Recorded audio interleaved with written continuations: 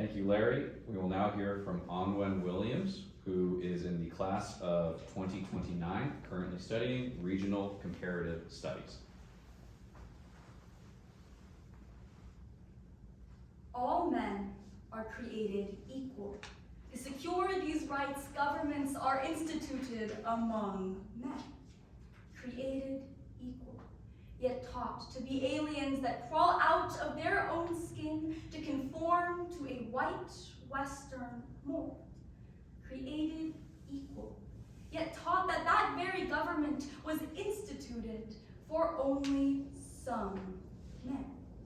Dora Youngkin, born and raised in a California Chinatown circa 1880, once stated that she knew she was Asian and she couldn't do the same things that other Caucasian children did. She did not believe that she was born equal. She knew that she was not treated equally, and she was taught that this was normalcy, a factor of the golden American dream. For health professionals, politicians, and policymakers at the time, the Chinese were a cancer that had to be cut out of the heart of the city. These were children born in American hospitals with American names. These were mothers, fathers, brothers, sisters who had come with only one hope of finding something better. They had relinquished the lives they'd been living for the stamp of American citizenship. This was not a sign of cancer. This was not something to cut out of the cities. This was courage from the immigrants of the time. But in 1882, the United States federal government passes the Chinese Exclusion Act.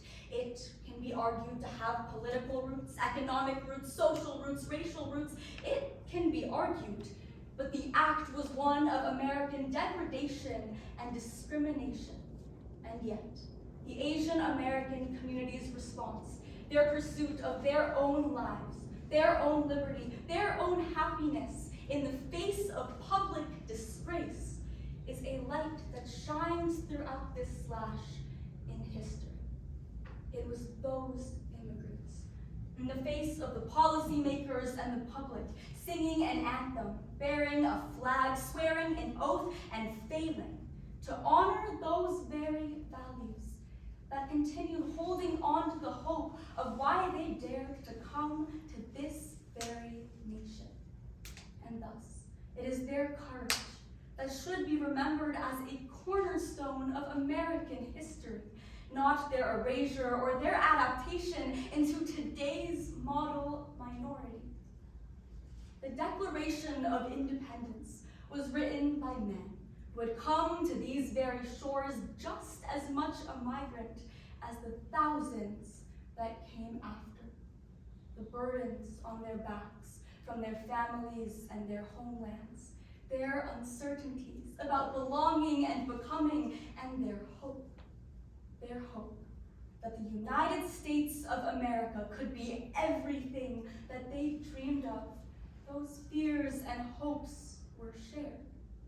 No matter where that ship, that plane left from, no matter the language or the lilt of a voice at a border, all people are created equal.